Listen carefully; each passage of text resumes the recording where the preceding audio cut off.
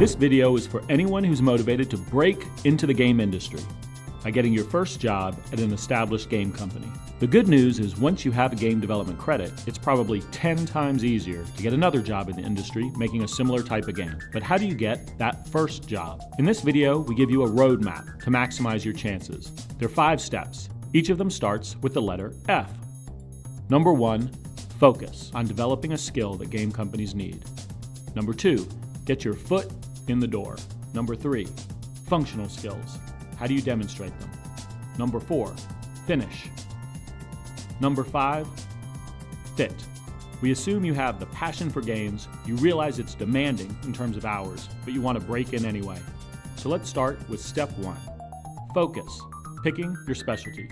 Games these days are made by large teams with a variety of roles. In Smite, for us to release a new god character, it takes 15 different people, each with a different specialty. Just like in a role-playing game where you pick a class to define your strengths and weaknesses, there are various roles within any development team.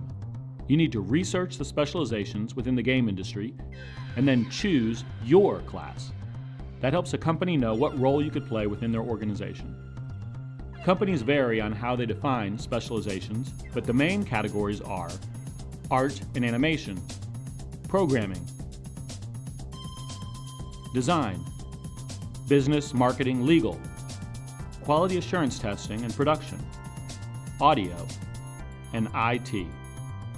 Let's tackle number 2, getting your foot in the door. When it comes to getting a job, it is indeed who you know in addition to what you know. So let's talk networking. First, Google game companies in your local area. Look for opportunities to meet them.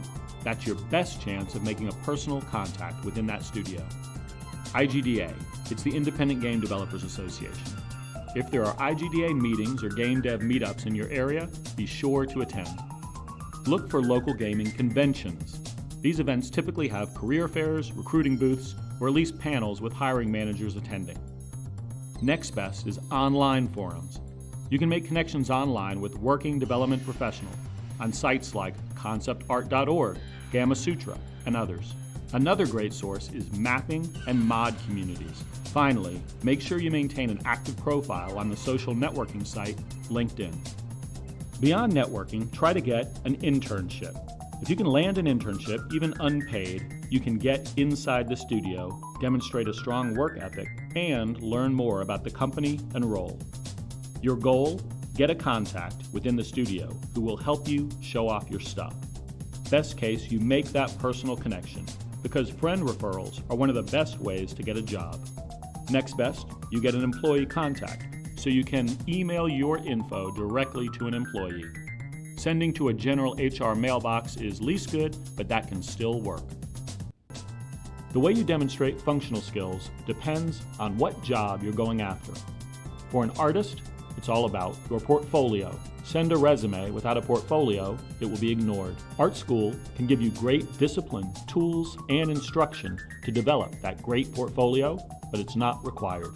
Programmers. For an entry-level programming job, your resume gets to the top based on high GPA and quality of the computer science school. Didn't go to a great school? You can get past that, but you're going to have to work harder. Send a demonstratable game in addition to your grades. Design. The main thing to keep in mind is you can't just be an idea guy. If you feel like you have great ideas and want to be the guy that tells the team what to make, sorry, no studio has that position. Figure out a way to tangibly contribute to the project. It could be level design, scripting, AI behavior, device balance in a spreadsheet, but you can't just be the idea guy. Step 4, finishing skills. Demonstrate to an employer they can count on you. The fact is, games are easy to start, but really hard to finish. Lots of folks tend to dabble. Demonstrate you're someone who actually completes things. An internship is awesome, but you can't always get one. If you don't have work experience, give examples of projects. The best example of projects are ones you completed outside of your schoolwork. Employers see the same project from graduating classes. You want to stand out to show you had the passion and finishing skills to do something else.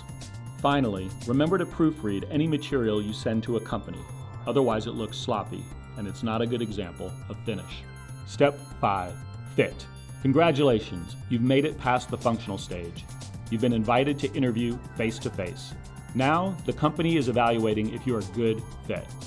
Before the interview, do these 2 important things. Number 1, research and practice basic interview skills.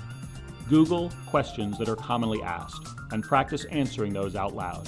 Number 2, learn about the culture of your target studio. Make sure you're actually a fit. Some studios are heavy on process and documentation. Others are very light. Some studios are inspired by art or story. Others, like Hi-Rez, by gameplay. Make sure you're a fit with the studio. Developing a game is hard work, and teams work closely with each other. It's got to be fun. This concludes the 5-step roadmap for breaking into the industry. As a final point, continue to make games. There are many game engines available for a low price or for free. You can download Unity, the Unreal Engine, Scratch, GameMaker. Just keep making games, keep working hard, and hopefully you'll find your own path into the game industry.